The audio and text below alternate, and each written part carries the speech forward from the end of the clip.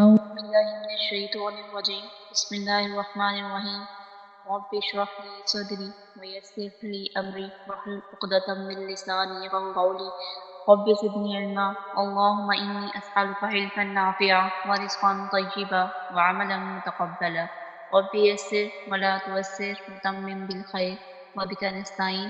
اللهم إني أسألك الهدى والتقى والعفاف والغنى آمين يا رب العالمين۔ پارہ نمبر 10 ہے سورۃ الانفال۔ وَعَلَمُوا اور تم جان لو انما بے شک جو غنمتم مال غنیمت من شیئن کچھ بھی فَأَنَّ تو یقیناً للہ اللہ تعالیٰ کے لیے ہے خمسہ پانچواں حصہ وللرسول اور رسول کے لیے ہے وَلِذِي الْقُرْبَى اور رشتہ داروں کے لیے والیتامی اور یتیموں کے لیے والمساکین اور مسکینوں کے لیے وابن السبیل اور مسافروں کے لیے ہے ان اگر کنتم ہو تم آمنتم ایمان رکھتے ہو باللہ اللہ تعالیٰ پر وما اور اس پر جو انزلنا نازل کیا ہم نے علی عبدنا اپنے بندے پر یوم الفرقان فیصلے کے دن یوم التقى الجمعان جس دن مقابل ہو جائیں دو جماعتیں واللہ اور اللہ تعالیٰ علی کل شیء قدیر ہر چیز پہ پوری طرح قدرت رکھنے والا ہے۔ اور جان لو کہ جو کچھ بھی مال غنیمت تم حاصل کرو تو بے شک اس کا پانچواں حصہ اللہ تعالیٰ کے لیے اور رسول کے لیے اور رشتہ داروں اور یتیموں اور مسکینوں اور مسافروں کے لیے ہے اگر تم اللہ تعالیٰ پر اور اس پر ایمان رکھتے ہو جو ہم نے فیصلے کے دن اپنے بندے پر نازل کیا جس دن دو جماعتیں آمنے سامنے ہوں گی اور اللہ تعالیٰ ہر چیز پر پوری طرح قدرت رکھنے والا ہے۔ یعنی اس آیت میں اللہ تعالیٰ مال غنیمت کی تقسیم کے بارے میں واضح کر دیا کہ کس کس کا کتنا حصہ ہے اور پانچواں حصہ اللہ تعالیٰ اور اس کے رسول کے لیے ہے۔ وہ چاہیں تو اپنے پاس رکھ لیں، رسول چاہیں تو وہ کسی کی طرف بھی دے دیں، کسی کو بھی بانٹ دیں۔ اللہ تعالیٰ نے فرمایا کہ مسلمانوں جان لو کہ جو کچھ بھی مال غنیمت میں تم حاصل کرو چاہے تھوڑا ہو زیادہ ہو یہاں تک کہ سوئی دھاگا بھی اگر ہے تو بھی اس کی پارٹیشن کی جائے گی، یعنی اس کی تقسیم کی جائے گی۔ مال غنیمت میں کوئی بھی چیز آ رہی ہے، عورتیں آ رہی ہیں تو باندی کی حیثیت سے تقسیم ہو جائیں گی، غلام آ رہے ہیں تو غلام کی حیثیت میں رہیں گی۔ کتنی تعداد ہے؟ تو اس نے کہا کہ 1000 کی نفری ہے، یعنی کہ 1000 کا لشکر تھا جو کہ صحابہ کرام کو بہت کم دکھایا گیا اور حضور پاک صلی اللہ علیہ وآلہ وسلم تو صحابہ کرام کو بھی جو ہے وہ کم دکھایا گیا، تو اللہ تعالیٰ نے اس میں بتایا کہ ہم نے آپ اگر کم نہ دکھاتے، اگر ہم آپ کو ان کی تعداد زیادہ دکھاتے تو آپ آپس مطلب جو گروپ تھا پورا تو آپس میں جھگڑتے، مطلب صحابہ کرام بھی آپس میں جھگڑتے اور ضرور ہمت ہار جاتے، لیکن اللہ تعالیٰ نے سلامت رکھا کیونکہ وہ سینوں کی باتوں سے خوب جاننے والا ہے۔ اللہ تعالیٰ جانتا تھا کس میں جرت ہے اور کون بزدل، کون صبر کرتا ہے۔ اللہ تعالیٰ نے رسول اللہ صلی اللہ علیہ وآلہ وسلم کی دلی کیفیت کو جان لیا، وہ جانتا ہے کہ انسان کم ہمت ہے اور بزدلی کا شکار ہو سکتا ہے، لہذا اس نے دل کی حالت بدل دی اور دلوں پر اختیار رکھنے والا جو چاہے کر سکتا ہے۔ دل اور شعور کے معاذ پر اللہ تعالیٰ نے مسلمانوں کو پہلے ہی فتح عطا کر دی تھی۔ نیکسٹ آیت ہے آیت نمبر 44۔ وَإِذْ اور جب یُرِیکُمُہُم وہ دکھاتا تھا تمہیں ان کو اِذِ الْتَقَیْتُم جب تم مقابل ہوئے فِی أَعْیُنِکُم تمہاری آنکھوں میں قَلیلًا کم وَیُقَلِّیکُم وہ بہت کم کرتا تھا تمہیں فِی أَعْیُنِہِم ان کی نگاہوں میں لِیَجْزِیَ اللَّهُ تاکہ پورا کر دے اللہ تعالیٰ امراً کام کو کانا تھا مفعولا کیا جانے والا وَإِلَى اللَّهِ اور اللہ تعالیٰ ہی کی طرف ترجع الامور سارے معاملات لوٹائے جاتے ہیں۔ جب تم مقابلہ کر رہے تھے، جب تم مقابل ہوئے، وہ ان کو تمہاری آنکھوں میں کم دکھاتا تھا، تمہیں ان کی نگاہوں میں بہت کم کرتا تھا تاکہ اللہ تعالیٰ اس کام کو پورا کر دے جو کیا جانے والا تھا، اور سارے معاملات اللہ تعالیٰ کی طرف ہی لوٹائے جاتے ہیں۔ تو اللہ تعالیٰ نے یہاں پہ بھی وہی بات پچھلی آیت سے ہی ریلیٹ کر رہی ہے بات کہ اللہ تعالیٰ نے اہل ایمان کو یاد دلایا کہ جب وہ کافروں کو تمہاری نظروں میں کم کر کے دکھا رہا تھا، تمہیں لگ رہا تھا کہ شاید وہ 70 آدمی ہے یا 100 آدمی ہوں گے میکسیمم، جبکہ وہ 1000 کا لشکر تھا، تو تمہیں ان کی نگاہوں میں بہت کم کرتا تھا، تمہیں تمہارے دشمنوں کی نظروں میں کم کر کے دکھاتا تھا، یعنی ہر گروہ دوسرے کو تھوڑا دکھاتا تھا۔ اللہ تعالیٰ نے اپنی اولیاء کی نصرت اور عزت فرمائی اور ان کو دشمنوں کو شکست دی اور ذلت سے دوچار کیا، اور اہل ایمان کا جو تھا وہ روب ان کے دلوں میں ڈالا تاکہ اہل ایمان کافروں کو ان کے حال پر چھوڑ کر الگ ہو جائے۔ اس طرح ان کے گمراہ سردار قتل ہوئے اور بعد میں کافروں کو جب اسلام کی دعوت دی گئی تو ان کے لیے قبول کرنا آسان ہو گیا۔ یعنی اس غزوہ بدر کے بیک گراؤنڈ جو تھا وہ یہ تھا کہ اللہ تعالیٰ نے یہ جنگ اس لیے شروع کروائی تھی تاکہ جو بڑے بڑے سردار ہیں نا وہ اس جنگ میں شریک ہو رہے تھے اور سب کچھ اپنا گھر بار چھوڑ کر سب کچھ انہوں نے اس جنگ پر لگا دیا، ہر چیز اس جنگ کی نظر کر دی تھی۔ تو اللہ تعالیٰ چاہتے تھے کہ جتنے بھی کفار کے بڑے سردار ہیں، مشرکین کے بڑے سردار ہیں، وہ مارے جائیں۔ اور جب 70 قید ہوئے اور 70 مارے گئے تو پھر جو باقی بچ گئے تھے، ظاہر ہے جب لیڈر نہیں ہوتا، لیڈر نہیں کر رہا ہوتا، کوئی بھی آپ کا لیڈر نہ ہو تو پھر شکست ہر انسان مان لیتا ہے، کیونکہ اس سے پتا ہوتا ہے کہ مجھے کوئی گائیڈ کرنے والا نہیں ہے، جو میرے سربراہ ہیں، جو میرے ساتھ تھے وہ میرے ساتھ نہیں ہے، تو پھر اس کے لیے آسان ہو جاتا ہے کوئی بھی بات اس سے منوانا۔ تو پھر جب انہوں نے دیکھا کہ ہمارے بڑے بڑے جو سردار تھے، بڑے بڑے قبیلے کے لوگ تھے، وہ سارے کچھ مارے گئے ہیں، کچھ قید کر لیے گئے ہیں، تو ان کو بھی جب دعوت دی کہ تم اسلام قبول کر لو ورنہ ہم تمہیں بھی قید کر دیں گے یا تمہیں بھی مار دیں گے، تو ان کے لیے اسلام قبول کرنا بہت آسان ہو گیا۔ اس طرح جو تھے وہ مسلمانوں کی تعداد بھی زیادہ ہوئی، اور اللہ تعالیٰ نے کہا کہ ہر کام اللہ تعالیٰ ہی کی طرف سے ہوتا ہے، ہر کام، سارے معاملات اللہ تعالیٰ کی طرف ہی لوٹائے جاتے ہیں۔ یعنی اقتدار اس کا، ارادہ اس کا تھا، قدرت بھی اس کی تھی، کائنات میں سارے کام اللہ تعالیٰ کی تقدیر کے مطابق ہے۔ یعنی مخلوق کے تمام معاملات اللہ تعالیٰ کی طرف ہی لوٹتے ہیں۔ اللہ تعالیٰ پاک اور ناپاک کو علیحدہ علیحدہ کرتا ہے، تمام مخلوقات پر انصاف پر مبنی فیصلے کو نافذ کرتا ہے، اس میں کوئی ظلم نہیں ہوتا، کوئی جبر نہیں ہوتا، اور تمام امور اللہ تعالیٰ کی طرف رجوع ہوتے ہیں۔ یعنی ہر چیز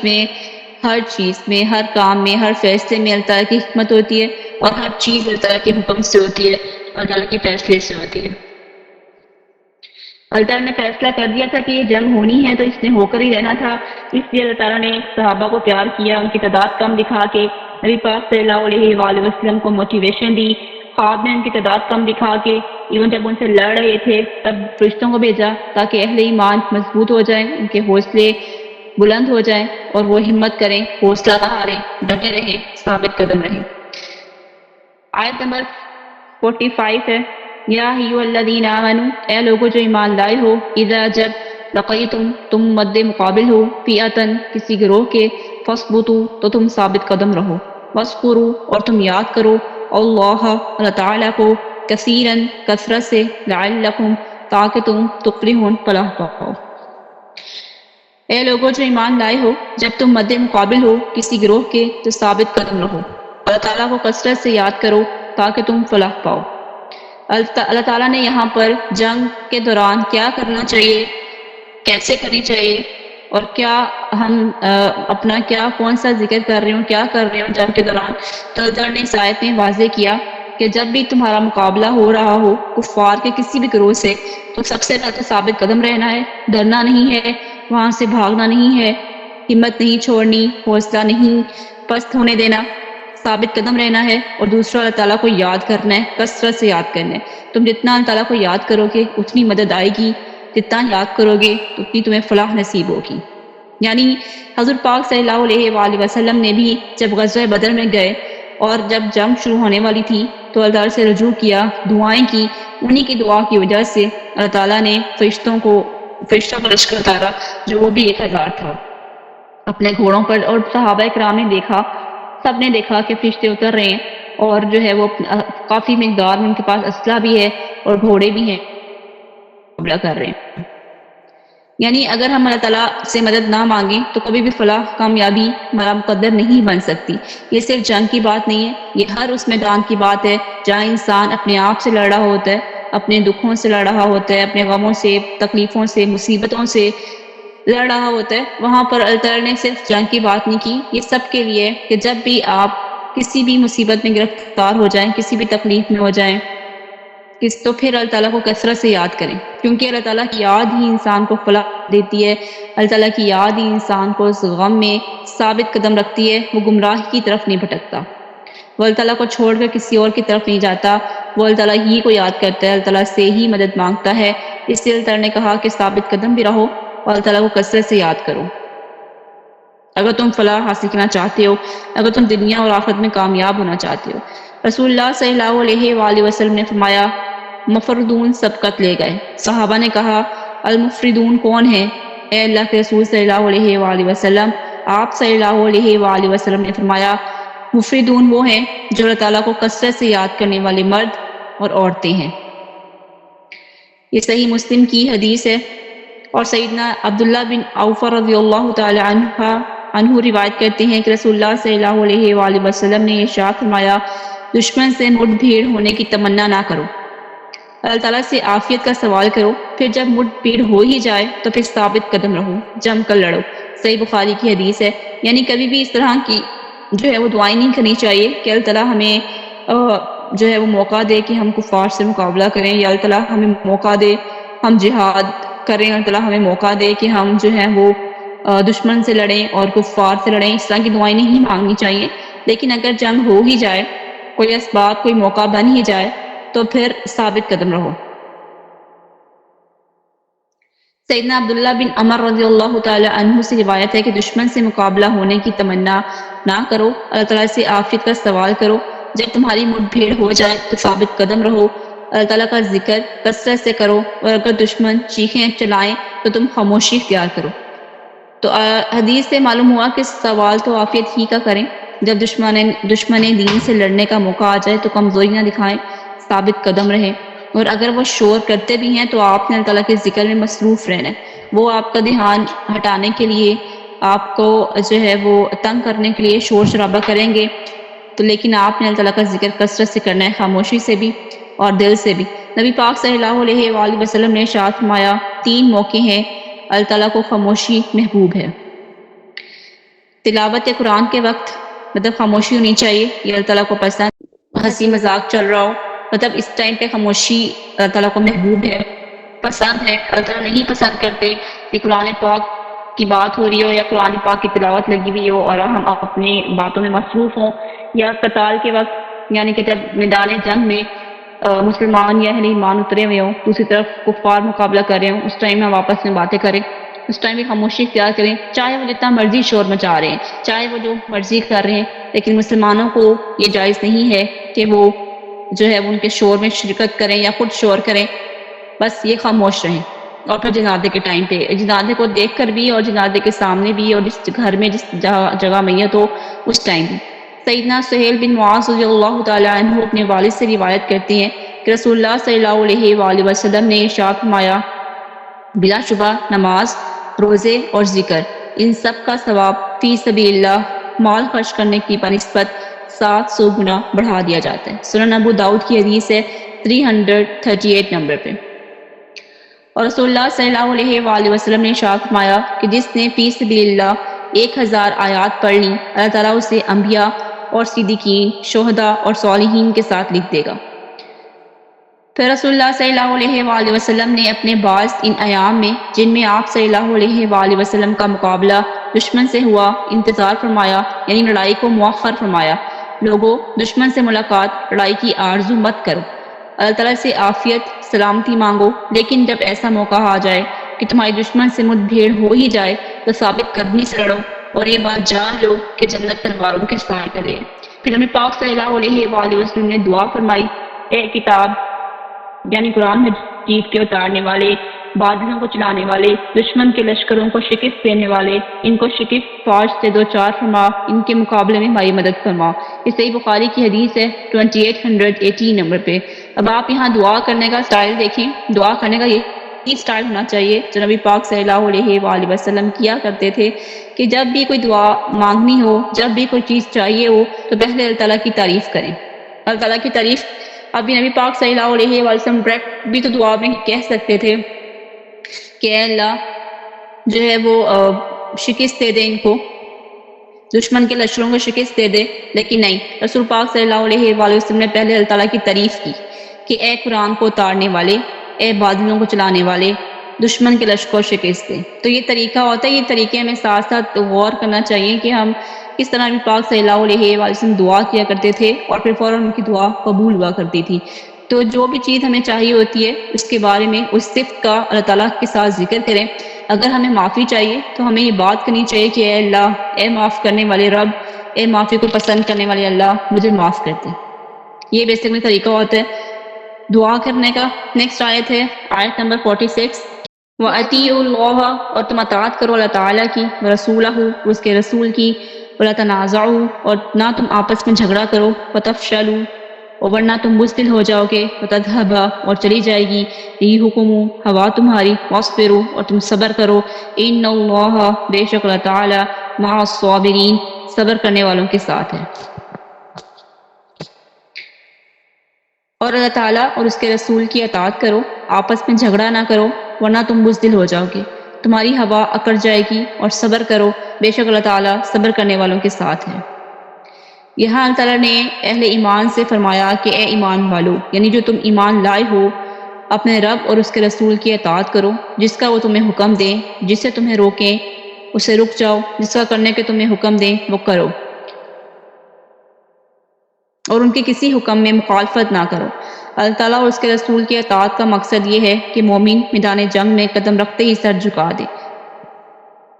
تاکہ وجوہات ختم ہو جائیں جن کی وجہ سے مسلمانوں میں جھگڑا پیدا ہوتا ہے۔ رسول اللہ صلی اللہ علیہ وآلہ وسلم کے حکم کی اطاعت سے ہی منظم ہوا جا سکتا ہے، اور جنگ میں تنظیم کی وجہ سے ہی کامیابی کی امید ہوتی ہے۔ یعنی جو آپ کو لیڈر کہیں بھی پوائنٹ آؤٹ کر رہا ہے یا کہیں بھی آپ کو گائیڈ کر رہا ہے، اس کی ٹائم بات مان لی جائے، ورنہ جو ہے نا وہ شکست ہو سکتی ہے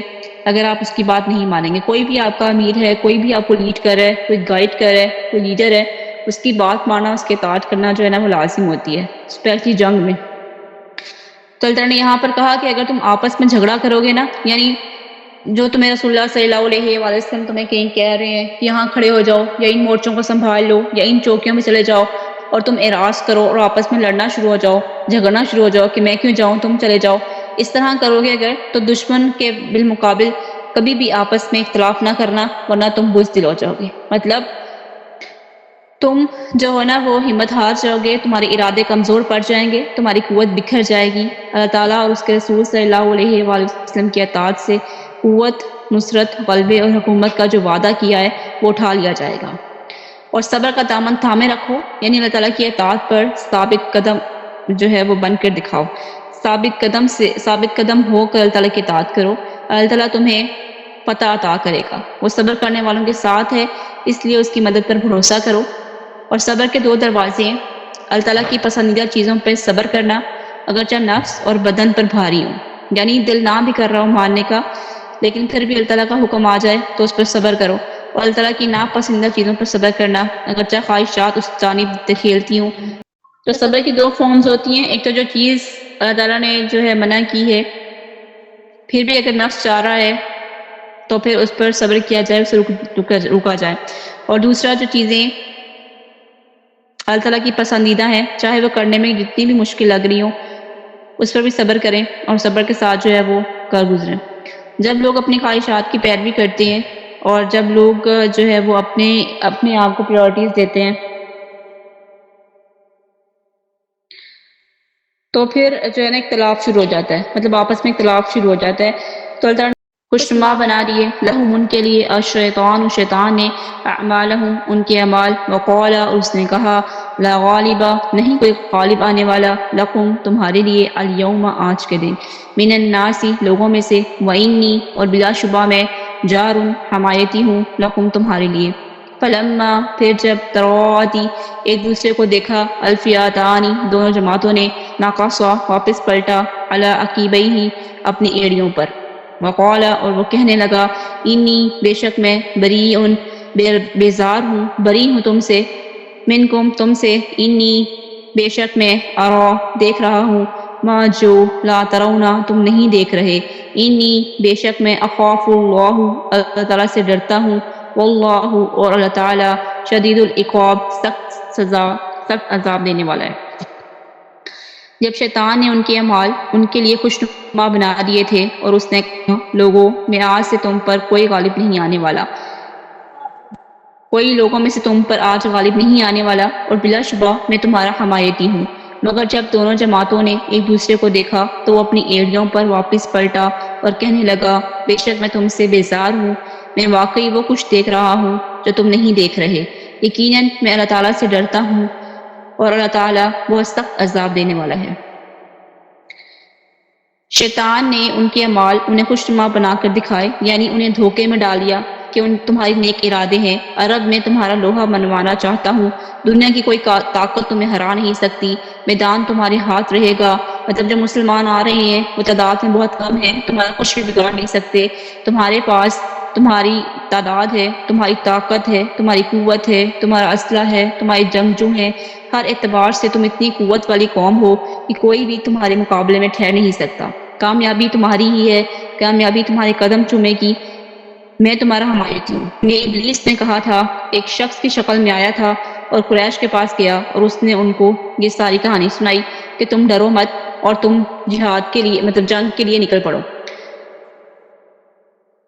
اور ابلیس نے اس طرح سے کہا کہ میں تمہارے ساتھ ہوں۔ یہ کہنے کے بعد ان کے دل مطمئن ہو گئے، کیونکہ وہ ایک انسانی شکل میں آ کر انہیں یہ دعوت دے رہا تھا، انہیں یہ پیغام سنا رہا تھا کہ صحابہ کی تعداد جو ہے وہ بہت کم ہے اور وہ مسلمان نئے ہوئے ہیں، ہو سکتا ہے وہ ثابت قدم ہی نہ رہیں، تو تم نکلو، تم مقابلہ کرو،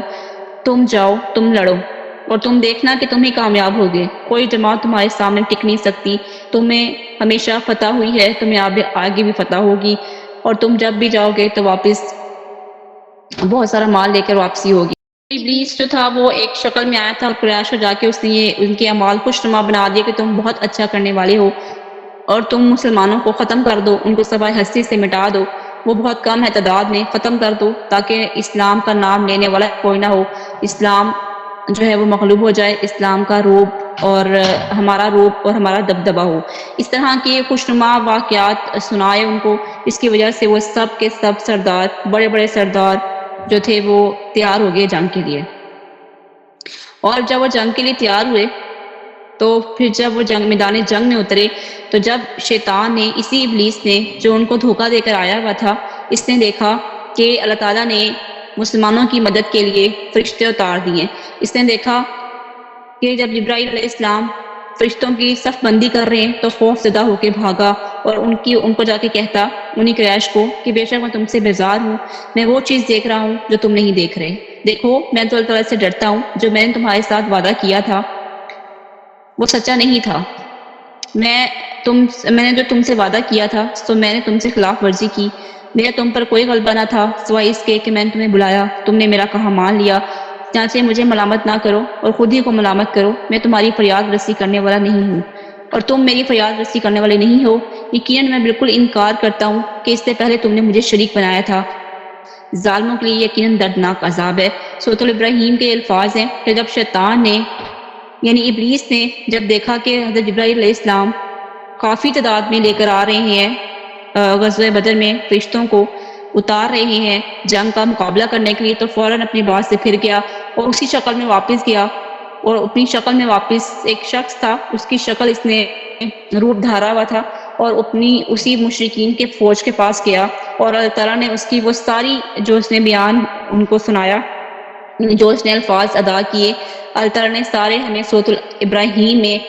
بتائے کہ اس نے کیا کیا ان سے جا کے کہا۔ اس نے کہا کہ جب سارے کام کا فیصلہ کر دیا جائے گا، بلا شبہ اللہ تعالیٰ نے جو تم سے وعدہ کیا ہے وہ سچا ہے، وہ سچا تھا، میں نے تم سے جو وعدہ کیا تھا وہ صرف دھوکہ تھا، تم نے میری خلاف ورزی، میں اپنے وعدے کی خلاف ورزی کرتا ہوں، میرا تم پہ کوئی غلبہ نہ تھا سوائے اس کے کہ جو میں نے تمہیں بلایا تو تم نے میرا کہا مان لیا، چنانچہ میری ملامت نہ کرو، خود ہی کو ملامت کرو۔ یعنی میں نے صرف تمہارے ذہن میں خیال ڈالا تھا، اس سے کہنے کا مقصد یہ تھا،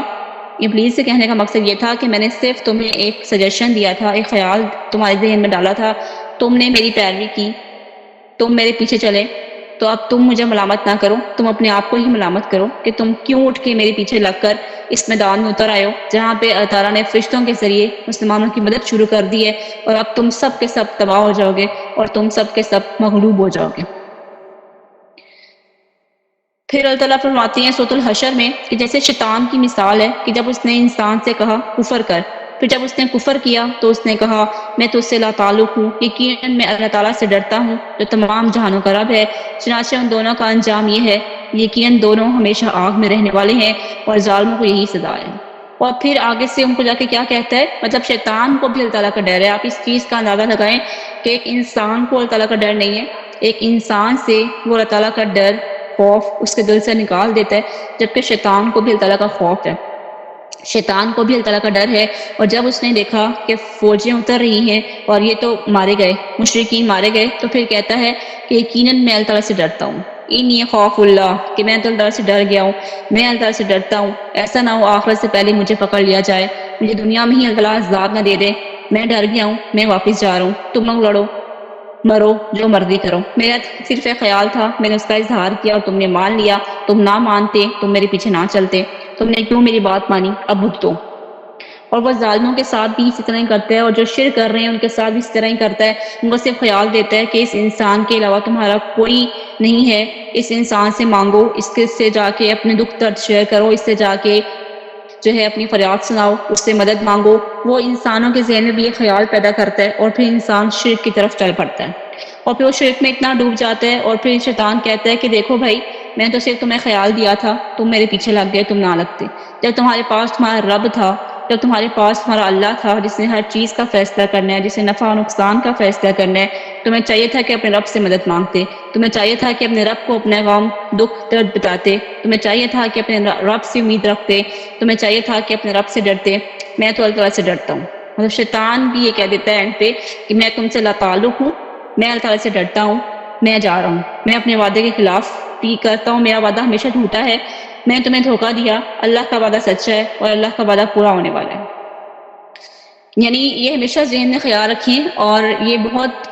انسان کو بہت زیادہ گناہوں سے روکتا ہے جب انسان کے ذہن میں یہ والی ایک آیت آ جاتی ہے نا، اس ایک آیت کا ترجمہ کہ شیطان جو ہے وہ برائی اور بے حیائی کا خیال دل میں ڈالتا ہے۔ تو یہ بات اپنے مطلب پلے سے باندھ دینی چاہیے انسان کو کہ جب بھی آپ کا دل کرے نا بے حیائی کے کاموں میں جانے کو یا برائی کی کچھ کرنے کو، برا کچھ کرنے کو، تو ہمیشہ یاد رکھیں یہ آپ کا اپنا خیال نہیں ہے، یہ شیطان آپ کو لے کے جا رہا ہے۔ تو انسان بہت زیادہ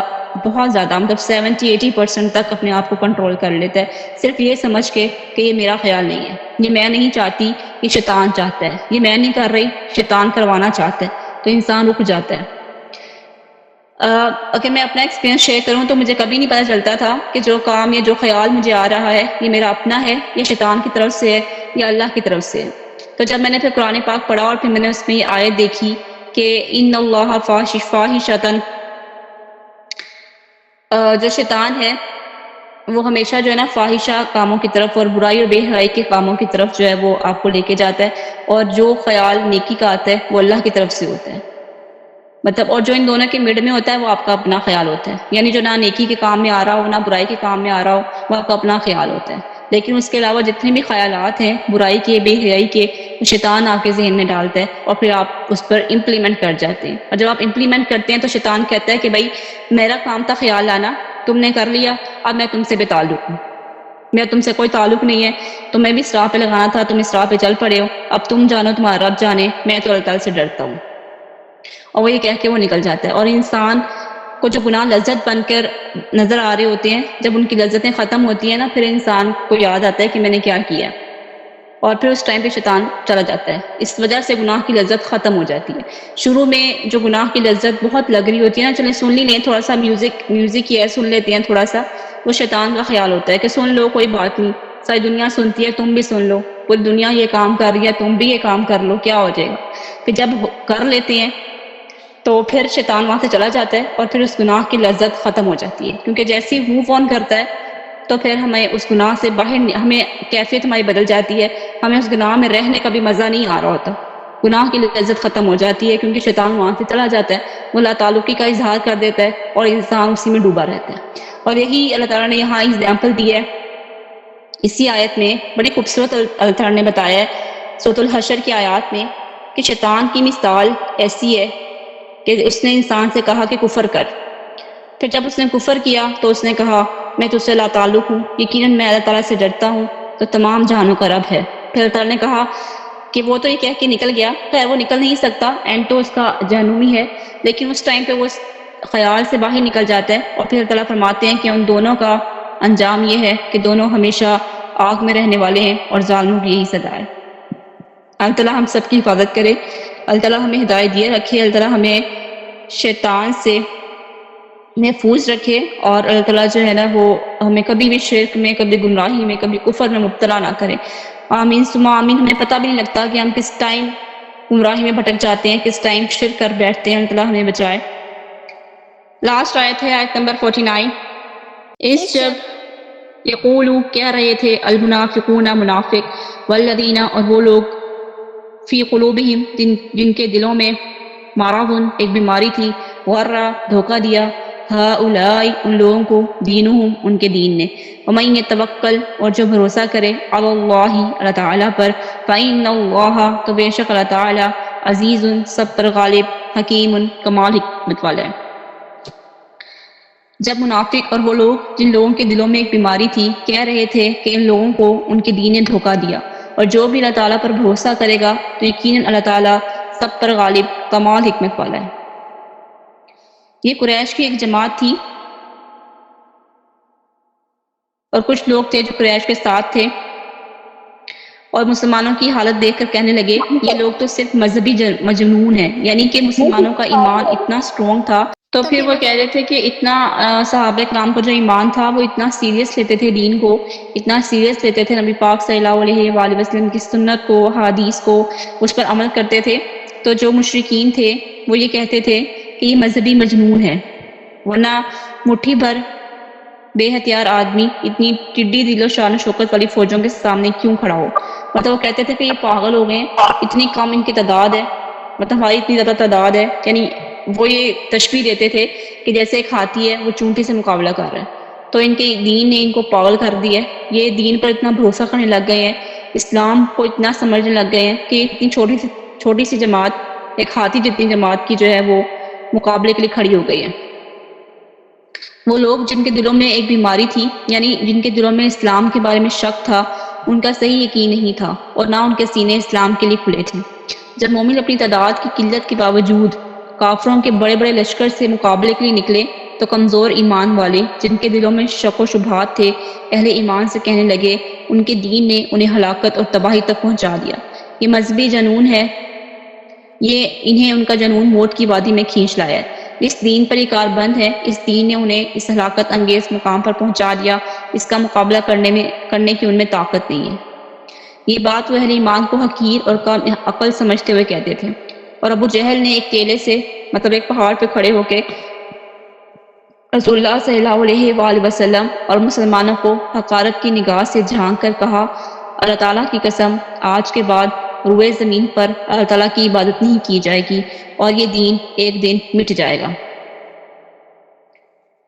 اللہ تعالیٰ نے ارشاد فرمایا جو اللہ تعالیٰ پر توکل کرتا ہے تو بے شک اللہ تعالیٰ سب پر غالب کمال حکمت والا ہے، یعنی جو اللہ تعالیٰ پر یقین کر لیتا ہے کہ ساری اختیارات اللہ تعالیٰ کے پاس ہیں، اللہ تعالیٰ کے سوا کسی کے پاس کوئی قوت، کوئی اختیار نہیں ہے، کوئی انسان آپ کا کچھ بھی بگاڑ نہیں سکتا، کوئی چیز آپ کو نقصان نہیں پہنچا سکتی، کوئی چیز آپ کو بیماری نہیں لگا سکتی، کسی چیز سے بھی آپ کو نقصان کا آپ کے لیے سبب نہیں بن سکتی جب تک اللہ تعالیٰ کی رضامندی نہ ہو۔ ایون ایک کتا بھی ہوتا ہے نا، اگر کتے کو پتھر مارے تو وہ پتھر کی طرف نہیں دیکھتا، وہ اس کی طرف دیکھتا ہے جس نے اسے پتھر مارا ہو، لیکن ہم لوگ اس کی طرف دیکھ رہے ہوتے ہیں کہ جہاں سے وہ پتھر آیا ہوتا ہے، ہم یہ نہیں دیکھتے کہ بیماری آئی کہاں سے ہے، ہم یہ نہیں دیکھتے کہ تکلیف ہمیں پہنچی کہاں سے ہے، ہم صرف تکلیف میں ڈوبے رہتے ہیں۔ ہمیں اس چیز کا اندازہ ہونا چاہیے کہ ہمیں جو تکلیف پہنچ رہی ہے، جو مصیبت پہنچ رہی ہے، کوئی نقصان ہو گیا ہے، کوئی نفع ہو رہا ہے تو کس کی طرف سے آیا ہے، ہمیں اللہ تعالیٰ کو دیکھنا چاہیے۔ مطلب ایک کتے کی مثال دی گئی ہے کہ مطلب ایک جو کتا بھی ہوتا ہے نا، اگر اس کو پتھر مارا جائے تو یہ نہیں دیکھتا کہ مجھے کیا لگا ہے، وہ یہ دیکھتا ہے کہ مجھے آیا کہاں سے ہے۔ تو ہمیں بھی ہمیشہ یہ دیکھنا چاہیے کہ جو ہمیں بھلائیاں مل رہی ہیں، جو نقصانات ہو رہے ہیں، جو نفع نقصان مل رہا ہے، جو بھلائی یا برائی پہنچ رہی ہے، وہ کدھر سے رہی ہے، مطلب اللہ تعالیٰ کی طرف رجوع کرنا چاہیے، اللہ تعالیٰ ہی کو دیکھنا چاہیے، ہر چیز میں اللہ تعالیٰ سے جو ہے وہ مانگنا چاہیے۔ اللہ تعالیٰ کے سوا کوئی پوری نہیں کر سکتا، کوئی بھی، ایون پیرنٹس بھی پوری نہیں کر سکتے۔ اور کچھ پیرنٹس ایسے ہیں جو اپنے بچوں کو یہ سکھاتے ہیں کہ بیٹا تمہیں یہ چیز چاہیے تم اللہ تعالیٰ سے کہو، وہ یہ نہیں کہتے کہ تمہیں یہ چیز چاہیے تم مجھے بتانا، میں لا کے دوں گا۔ اس سے کیا ہوگا کہ بچوں کی تربیت کیا ہوگی کہ ہمیں کوئی بھی چیز چاہیے تو ہم اپنے پیرنٹس سے کہیں، کیونکہ پیرنٹس یہ سکھاتے ہیں۔ ایسے پیرنٹس میں نے دیکھے ہیں کہ جو چھوٹے سے بچے کو، ایون 4-5 سال کا بچہ ہے، وہ کہتا ہے کہ مجھے گاڑی چاہیے ٹوائے میں، یا مجھے بائک چاہیے، تو وہ یہ کہتے ہیں کہ بیٹا اللہ تعالیٰ سے کہو، ایون کسی نے اگر پیزا بھی کھانا ہے، برگر بھی کھانا ہے، تو وہ یہ پیرنٹس سے نہیں کہتا، وہ پیرنٹس سے کہتے ہیں کہ اللہ تعالیٰ سے کہو کہ اللہ تعالیٰ مجھے پیزا کھلا دے، مجھے برگر کھلا دے، مجھے یہ ٹوائس دے دے، مجھے وہ ٹوائے دے دے۔ تو وہ کیسی تربیت کر رہے ہوتے ہیں پیرنٹس بچے کی، وہ اللہ تعالیٰ پہ یقین دلا رہے ہوتے ہیں کہ بیٹا ہم تمہارے لیے کچھ نہیں کر سکتے، پیرنٹس بھی کچھ نہیں کر سکتے، اللہ تعالیٰ کے ساتھ لنک بناؤ، اللہ تعالیٰ سے مانگو، اللہ تعالیٰ ہی کریں گے۔ اللہ تعالیٰ نے وسیلہ بنانا ہوتا ہے اور پیرنٹس ہی وسیلہ بنتے ہیں ڈیفینیٹلی، لیکن پیرنٹس کو کبھی بھی اپنے بچوں پر یہ نہیں جو ہے وہ کرنا چاہیے کہ بھائی آپ مجھے کہیں کوئی چیز چاہیے ہو آپ مجھے بتاؤ، کوئی چیز چاہیے ہو آپ مجھ سے کہو۔ کیوں؟ آپ ان کو یہ سکھائیں کہ اللہ تعالیٰ پہ توکل کرو، اللہ تعالیٰ سے کہو، لا کر آپ نے ہی دینی ہے، پوری آپ نے ہی کرنی، لیکن ان کو یقین، ان کا ایمان بچپن سے اس چیز کا جب ہوگا نا تو وہ بڑے ہو کر بھی ہر چیز کا اللہ تعالیٰ سے ڈسکس کریں گے، اللہ تعالیٰ سے ان کا تعلق سٹرونگ ہوگا۔ اللہ تعالیٰ ہمیں بھی توکل کرنا سکھائے۔ تو اللہ تعالیٰ نے یہاں پہ یہی فرمایا کہ جو شخص اللہ تعالیٰ پر توکل کرتا ہے تو پھر اللہ تعالیٰ اس کے لیے کافی ہو جاتا ہے، اور پھر اللہ تعالیٰ جو ہے وہ دشمنوں کی کثرت اور قوت کو خاتمے میں نہیں لے کر آتا، مسلمانوں کی مدد کرتا ہے۔ مومن جانتا ہے، یہاں پہ بات مومنوں کی ہو رہی ہے، اہل ایمان کی ہو رہی ہے، جن کے ایمان سٹرونگ ہیں۔ جو مومن ہیں وہ جانتے ہیں کہ عزت اور ذلت، غلبہ اور اقتدار،